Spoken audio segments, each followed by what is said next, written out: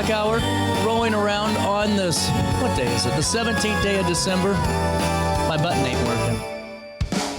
Lacy McDonald. 100 years ago, Yes. we had kids direct traffic. Yes, we did. I think it's smart. Can I say something? Sure. Can I go on a little rant? Go for it. 10 years ago, let me do a 10 years ago with CJ Nacella. All right. We had to meet at a collective bus stop in the neighborhood. Not on a busy road, not on Albee, that's dangerous. On a collective stop in the neighborhood. So we would all meet at one stop. Mm-hmm. Now, we are stopping every 40 feet to pick up high school students. Oh, okay. I see. So you're saying you liked the collective I liked stop. it. And I think everyone else, I called the school bus company and said, who do I talk to about who's making this stopping schedule? I don't care about the busy roads. We got to keep them safe. Mm-hmm. But when we're in a neighborhood behind Mr. Donut, I think we can all meet at one stop. We're all in high school. Didn't even get a phone call back. Sorry, that has no reflection on Lacy or any part of her employee. That is just me. I have no control. I didn't even tell her I was doing that. It just really frustrated me. I deserve a phone call back. That's fair. I feel like a phone call back, even if it's not agreeing with you, a phone call back is a good courtesy. I'm going to threaten a rant. Not a rant. Oh, no. I am going to rant this and get it clipped. I am telling you what. No, but kids directing traffic. Yes. They aren't driving school buses, but they are keeping each other safe. Well, we'll see what happens next year. Stay tuned I don't know. for 100 years ago. So how did this work? What was going on at the time? So, as we know by now, in 1925, automobiles were new enough that they were still kind of trying to figure out the safety parts of it. And I don't know how fast these cars were going, but they were going fast enough around the schools during the time when students went in the morning and when they were let out in the afternoon, that there was a huge concern that kids were going to get hit by cars. And I didn't see anything specific that brought this on. It wasn't like this child was just hit by a car and now we have to do a safety force. I think it was preventative. That doesn't mean that nobody got hit, but I think it was preventative in this case. And that the principal from Horace Mann School asked the mayor if the streets near the school could be roped off and no traffic go down them right after school let off every day. So the mayor looked into it. That was illegal. You can't just rope off streets for periods of time. Well, actually, I say that, but my article for Christmas is about how they roped off streets for sledding. So I guess you can rope off streets for some things, but not for children leaving school. So as long as they're sledding, it's fine. Yeah. No, so they talked in the city council, and one of the older people, but they were probably all men at the time, from the 7th Ward, Alderman S.L. Moore, suggested that they have students do it. He said that in Highland, the Boy Scouts apparently were in charge of taking care of the traffic around schools during the morning and the afternoon. So everyone loved the idea. Oh, I'm sure they did. Loved. These are when kids were still smoking, by the way. Yeah, they were out there smoking cigarette, directing working traffic. Working at the steel mill. Yeah, they left this to go to their steel mill job. So they decided to do it. Typical cars average around 20 to 30 miles an hour. Yeah, so it wasn't the speed that we're used to now. Technically, though, for them, that was like 90 miles an hour. Well, that was 90 miles an hour. And if you think about it, the speed limit near schools when children are present is about 20 miles per hour now. So you could go over that. Like the cars could have been going over what we consider 100%. To be the speed limit for school zones. Huh. Yeah. So, how was this? Did any child get hurt in the attempt of safety? See, I don't know. This was a hard one because they talked about it in December. December 9th, 1925 is when they had the city council meeting, and I put the entire resolution in there in the article. The city council meeting to unanimously adopt this plan. Yeah. And so the principals were going to choose children to be the safety force. One kind of interesting, funny part of the resolution is that it said, when a student is appointed, he shall serve until his successor is appointed. And so I wondered if like you had to find your own successor and be like, I don't want to do this anymore. And they're like, I'm sorry. The resolution says not till we find a replacement. This isn't even a school resolution, pal. You're done. You're done. Gotta wait. City. So, and they also, they framed it as this will help with kids and responsibility. Like, and in dodgeball, because if you can dodge oncoming traffic, you can dodge.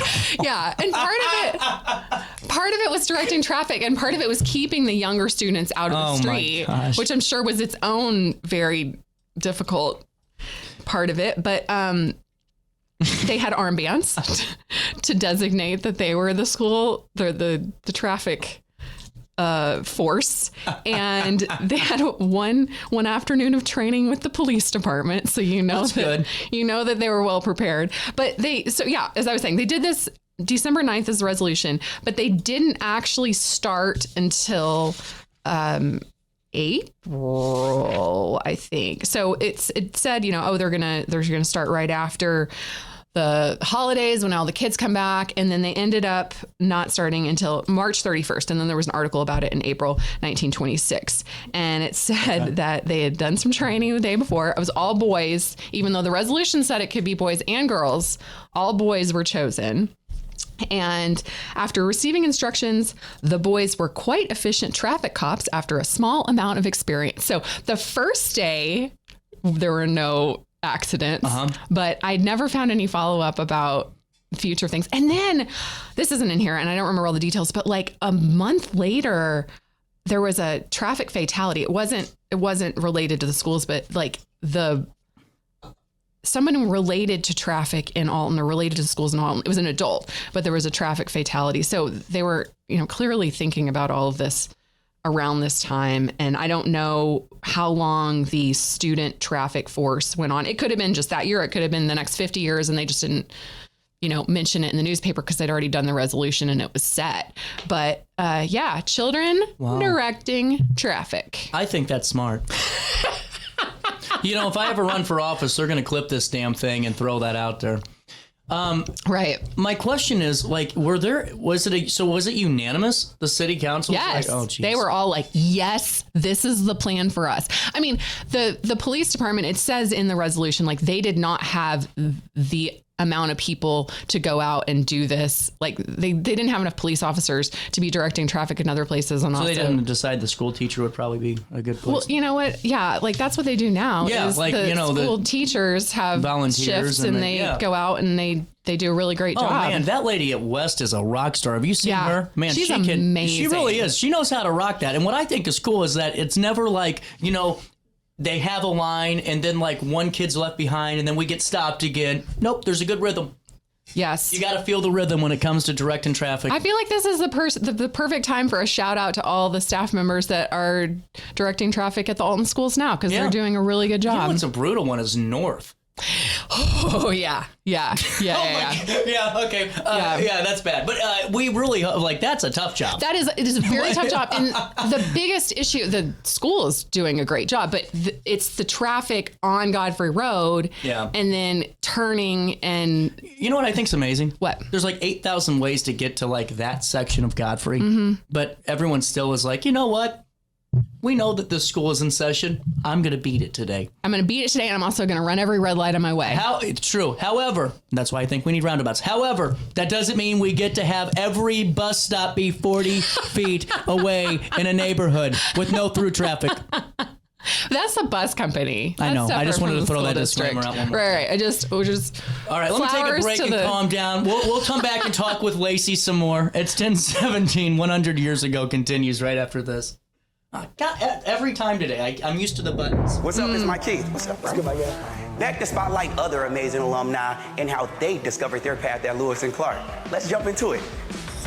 This is Dwight Wirtz, president of Wirtz Welding and Tank Service, the nation's premier distributor of tank trailer parts. Dwight has been an outspoken and long-time supporter of the college and is the current chairperson of Lewis and Clark Board of Trustees. Oh, and he's a Lewis and Clark grad. I'm Dwight Wirtz, and I am a trailblazer.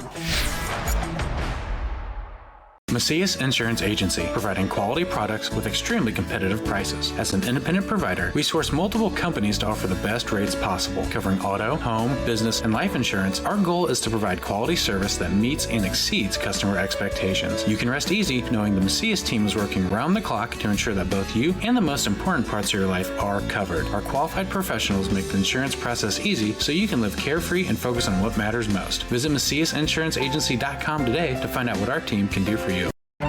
Tomorrow isn't built by dreamers. It's built by doers. Because progress doesn't work unless we do. So at Ameren, we've been hard at work putting energy to work for you.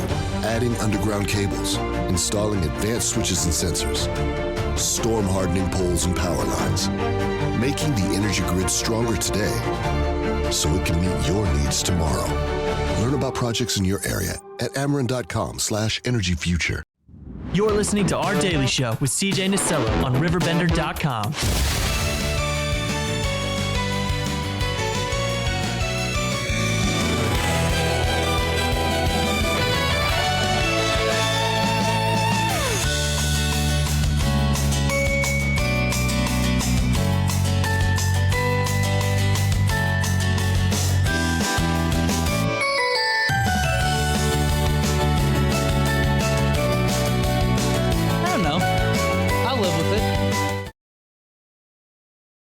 Better than having Mark Zuckerberg hate you because even though he's a multi-hundred billionaire, God forbid I play ELO. I know. Yeah. And better than silence also. Yeah, it's also true.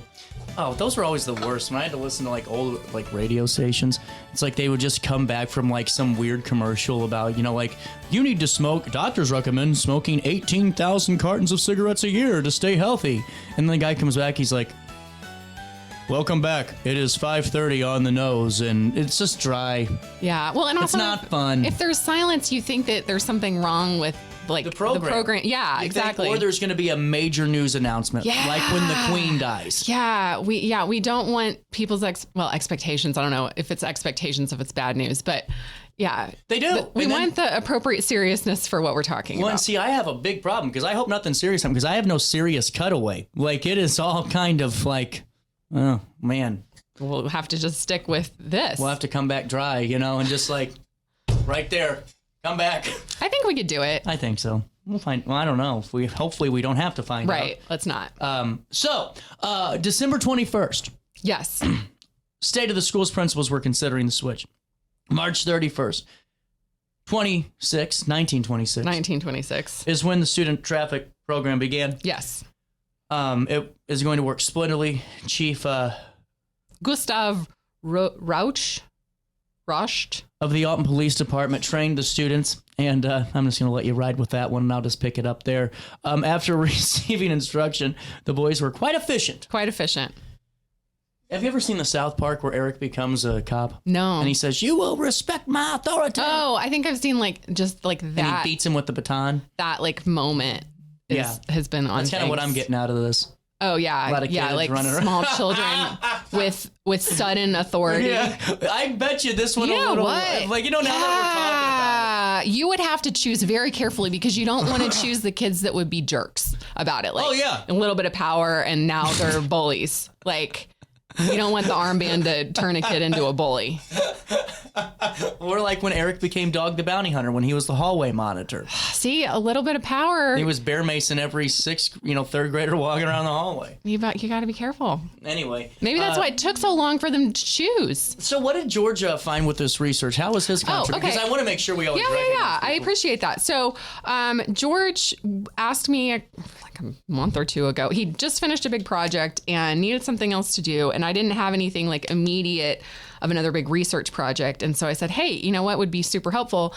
Go through the newspaper, pull some articles that you find interesting, and I'll probably use them for my 100 years ago articles. So he's the one that found the December 10th article that I started with when I worked on this. So that's been when I have the thing at the end that says special thanks to George Fuller for research help with this week's article. What that means is he found the initial article and then I wrote about it and looked for additional information.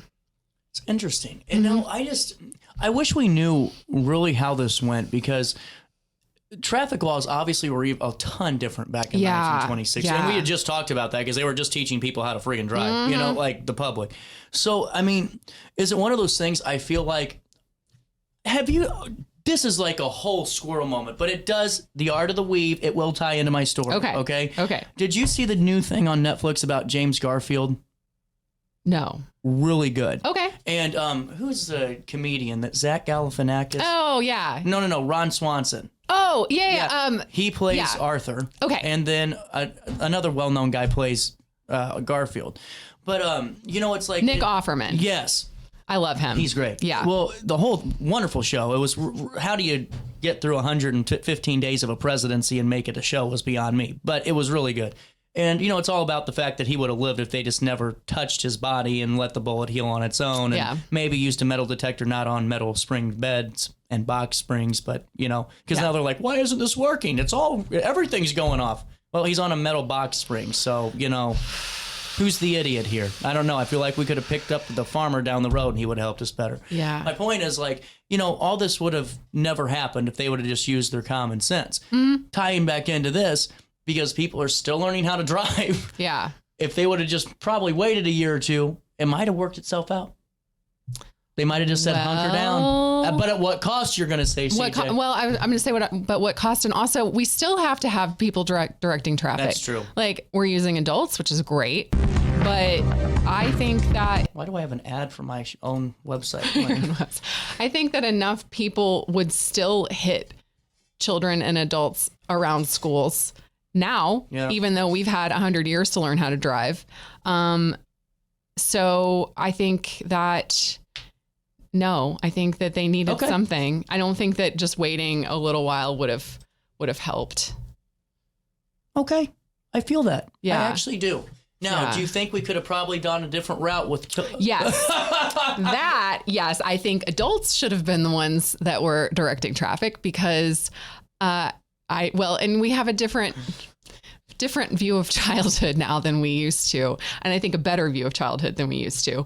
Depending on who you ask. It does depend on who you ask. I hate to say it. But I feel very strongly that I'm right on this one. I agree with you. I totally do. So you're right that there are differing opinions, but in my correct opinion, we value children more now than we used to. I agree.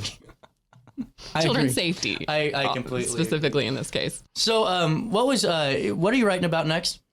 I am writing about an engraver who died in Alton in 1925, and he had immigrated from Germany.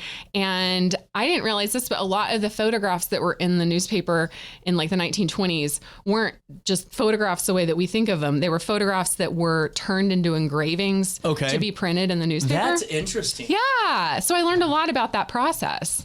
Well, and I was watching something so cool about the individual that created what we know as Santa Claus today, like the original illustrator of, you know, Jolly St. Nick and how that worked.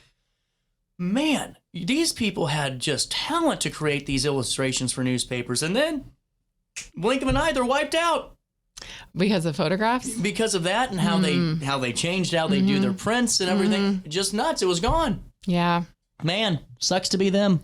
Yeah, you're right. You gotta get into a job position or whatever that has some longevity, but you don't always know what's going to have the longevity. I completely agree. Lacy, what's Christmas looking like for you since we won't see you until 2026? Yeah, sit for a little bit. It's looking good. I think we're going to try to do the Rock Spring Park lights this weekend. I haven't done that yet. Oh, I love it. We got to stop by the genealogy library because I still got to get my pictures done. Yeah, everybody should do that. You can come and take serious family pictures. You can come and like take crazy, weird pictures. We don't care. Yeah. Like pose in your ugly sweater. This is not an ugly sweater. It's ugly sweater day, but I love this sweater, this Snoopy sweater. But yeah, you can come in your ugly Christmas sweaters and take joke pictures in front of the fireplace. Oh no, I'm getting real ones. That's too good of a fireplace. Right. Like you can take serious ones. Thank you. But if someone else wants to come in and take like ridiculous ones, that's okay. Fun? What? Like actually I think what we'll do is we're gonna do our regular ones and I'm gonna get Jackie to do the JC Penney like 80s glamour ones. Oh yeah. That'd be fun. Yeah, I think that's a good idea. Well, my Christmas card, I shouldn't say this, but why not?